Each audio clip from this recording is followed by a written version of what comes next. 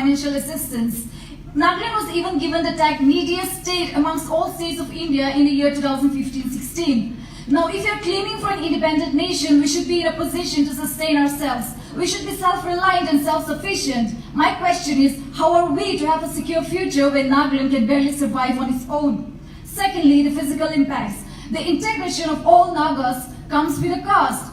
It will happen only at the expense of the disintegration of the territorial integrities of other states. That is neither a secure future nor a just future for any of us. Additionally, Greater Nagalim will be a landlocked nation surrounded by China, India and Myanmar, which means a constant security threat for us from these three more powerful nations. That is not a secure future. That is not a future I look forward to. Now, no matter what kind of solution is handed to us, the shaping of that future solely depends on the social standing of our society, which is my third point of view, the social status of Nagas. The deadliest disease prevalent in our present system is corruption, and it manifests in a form of tribalism, nepotism, favoritism, and so on. It exists in every realm of our society, government offices, NGOs, underground factions, and it goes on. The chairman of Wokha, engineer Mondamo Ovrum, also so clearly mentioned in his speech last night about the extortion in the name of Naga national movement. Now, with a claim that they're fighting for our freedom, with a claim that they're going to bring us justice, they're actually hampering the growth and development of our state. Now, isn't that the most ironical thing and the most ridiculous thing ever? With this kind of mindset and with this kind of system, how can we expect a secure and just future? The Naga political dialogue is said to be a peace process, or we call it peace talks. But is there peace amongst the negotiators? Is there harmony amongst the different factions of freedom fighters? No. And are we supposed to hand our future over to them? That is my question. Now, our opponents have said that the government of India has given recognition to the unique history of Nagaland. But my question is it to bring a solution to us, or is it just to shut us up? Also, our opponents have gone on and on about a unique history of Nagaland. And yes, we have a unique history. But you know what? We had unique leaders too. We had unique people. Nagas were known to be honest, but are we honest now?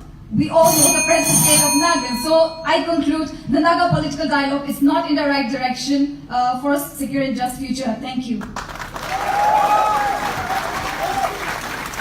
To conclude our debate, I call upon the Government of India and ASEAN has resolved to solve the Naga problem. What will be the impact if other Naga political groups are not actively involved in the dialogue? My opponents say that Government of India have recognized the unique history of the Nagas, but that doesn't guarantee solution because we have internal problem to be solved first. The Naga political groups will have to thrash out their differences. The Naga political groups are so divided. Where does all this take the Nagas? For how many more years will we keep our struggle in vain? It is time we come together as one force to unleash our desire for a nation, achieve the aspirations of our great leaders of the yore. We are endowed with maximum voice and strength. Are you ready to fight for what is ours? To join hands and fight for a greater Nagaland without division? I will, but what is your call? God bless my Nagaland, Nagalim. A secure future, the step towards a peaceful settlement through dialogue, I think is the silver lining anytime in present. My respect to the jury and my co-speakers. Splendid afternoon, ladies and gentlemen. I am here today to take a very firm stand with the opinion of the House that the Naga political dialogue is going in the right direction for a just and secure future. As I stand here today, I am reminded about a joke and I feel really sorry about that. The Ang of Longwa village, if you know where it is in the Mon district. The Ang of Longwa village sleeps every day in Nagaland and cooks and eats every day in Myanmar. The sad story of our Nagas today is we, the educated Nagas, do not know where we are heading. This dialogue has given us this opportunity to enlighten ourselves about the long history of the Naga struggle, and I am very thankful that this dialogue is happening today in our present generation. Nobody is talking about the just and secure future, so let me tag you to the just and secure future I presume and visualize. As I stand here today, you see me wearing this shawl and this earring. You already know that I belong to a Naga community. I want that same thing when I stand in front of the world. I want the same thing from the other people of this world. And I also want them to reflect back of the struggle that we had, and also think that we the Nagas build our future based on our unique identity and culture. I also take you to the future I visualize, where the intricate and complex design that I'm wearing today will be appreciated by other people of this world, and it will promote more entrepreneurship here. Today, as I stand here, I want to tell you that the Naga political talk is in the right direction because our leaders are doing that. Our leaders are talking about this unique history, and the government of India has recognized it. And my opponent were saying that the NSCM-IM, we are claiming that they are the rightful representation for Nagas, but let me tell you, they were and they are the most determined social workers, our freedom fighter till death.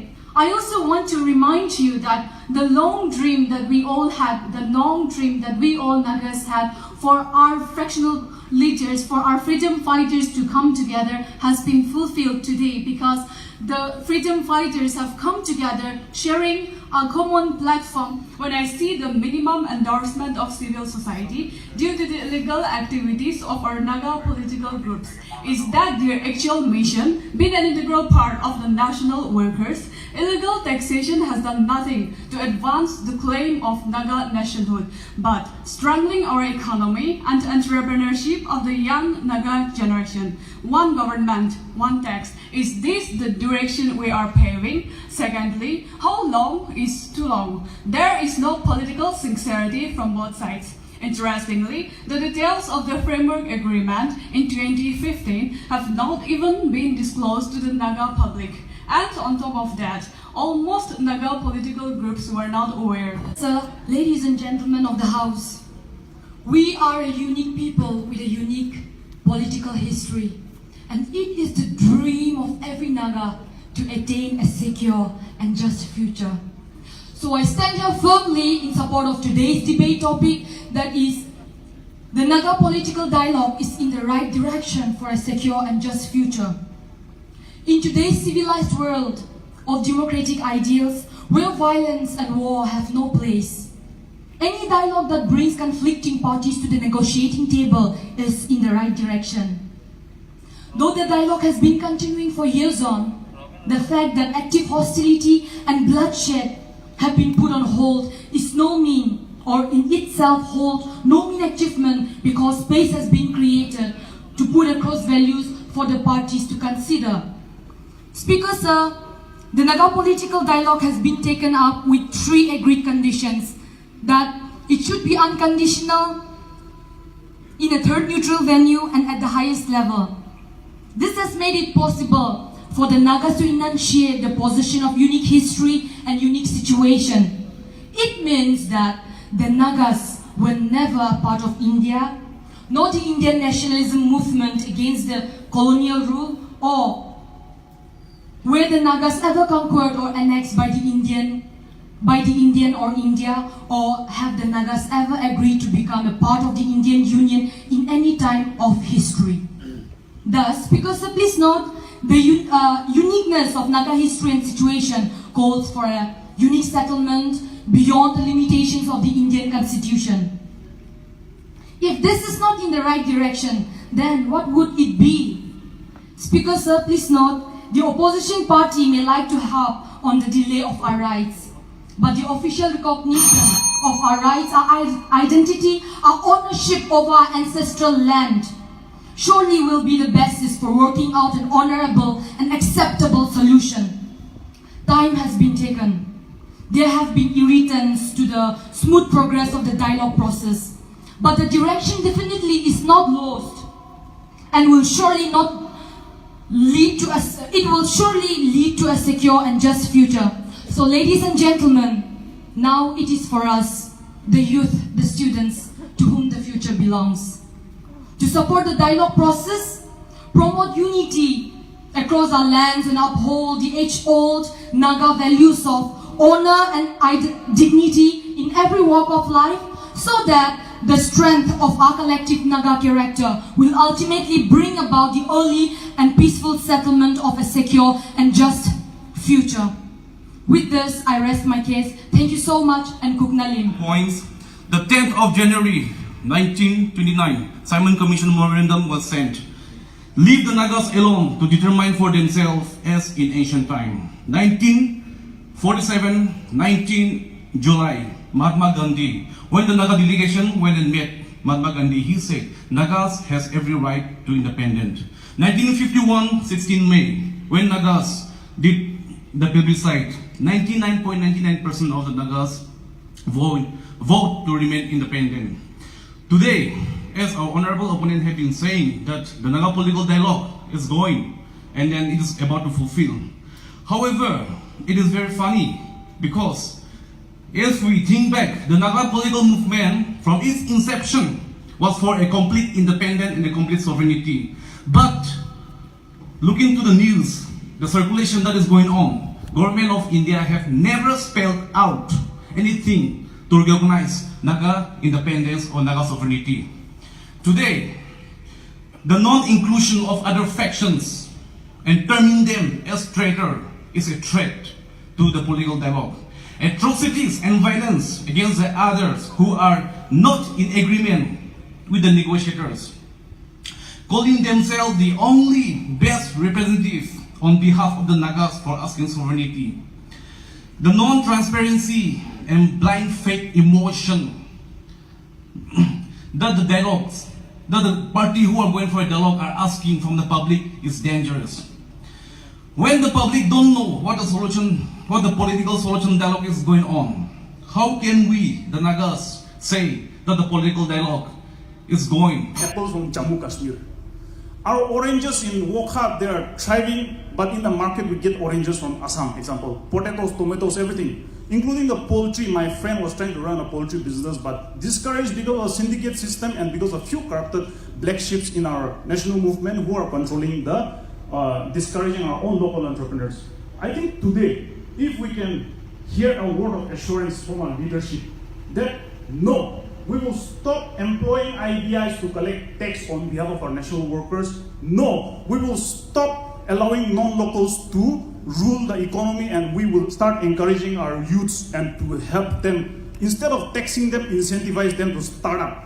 You bring oranges from Wokha, cabbages from Futsero of fact. They can, by the time they reach the market, they are taxed not only by our NNPGs but by association and organization. Are we becoming everybody, including my friend in Pek district, he was trying to open a piggery. Then the NNPGs, they come and start asking him for 50,000, 30,000, 20,000. That is not tax, that is becoming begging. So the youth, they are starting to joking. Is our national workers becoming national beggars? No. Let us prove this wrong, and today let's assure ourselves that we still firmly believe in our leadership, that our national workers will still stand for Nagas, they will stand for Naga youths. We want to hear this word of assurance from you, sir, that you will support Naga local youths, you will support Naga local entrepreneurs. So today, if we are able to control our own market or by our own local people, then we will be able to control our economy. If we are able to control our economy, we will be able to control our politics. And if we control our politics, our future is secure.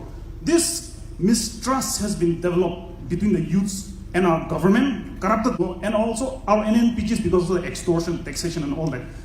Today, the youths are disappointed and we are frustrated. But today, we want to hear this word of assurance from you, that you will, from now on, you will support our youths and take us forward. I'm sorry if I have hurt anyone, but I'm just expressing what I have inside. Well, that is the concern we all have, and I believe that the leaders of the national workers have also that same theme. we have been seriously considering on this issue. But the most important issue is that we fail to address the real core, where all of us are talking about solution. Unless and until it is solved, this will definitely continue to be in our society, and we foresee the worst kind of a situation that's going to happen.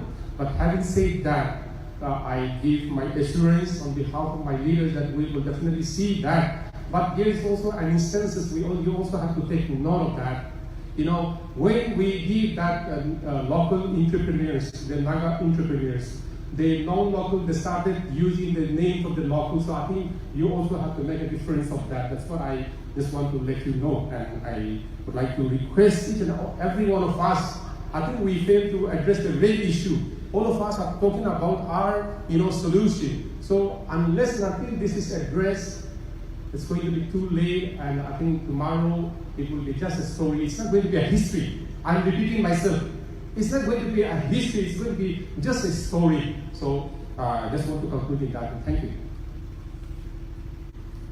Thank you, Yambo, for understanding that the Naga national workers, in order to carry forward the movement, also needs finance. Definitely, taxation is the politics, and taxation has to be there. But when it comes to over-taxation, that is the cause for concern. And of course, we do have a tax holiday for the Naga entrepreneurs. It used to be 3 years, for the first 3 years. But I think it is now reduced to just 1 year. Anyway. Besides that, the marketing policy can be jointly worked out. The youth representatives or the Naga business community can also have, interactions and streamline the policies along with other, all the respective governments. So that we assure you, we will respect that. Thank you. I also want to add my concern here. And thank you, Yampo, for bringing out the sentiments of everybody, and for those who cannot articulate their concern. You have spoken for everybody. Thank you. This problem of taxation is multiplying like a disease. Once this fire came and NCL started consulting with the Naga Society, this was also our first concern of the human rights organization. So it was in the early 2000, I think it was in 2002, if I'm not mistaken. In Bangkok, the leadership assured that any new Naga entrepreneurs will not be taxed for the first year. I would like to appeal to the colony Kampuras, work Kampuras in town and in the villages. Unless you thoroughly examine and identify the person, I would like to request you not to give resident certificate. Resident certificate. Well, mentioning about these illegal immigrants, I would like to thank our LSU, Lotus Student Union, who has gone to Mizoram and studied how Mizoram state, cobblers, haircut salons, all these employees are from local. But here in Nagaland, especially in Nagaland, having 1 biga or 2 biga of pani kheti, you employ our these illegal immigrants. If you keep one employee, the next month he will bring 10, 20 of his family members. That way our state is becoming like, especially in the food areas, becoming like immigrant inhabited area. This is a new Nagaland! No crime, no boundaries! We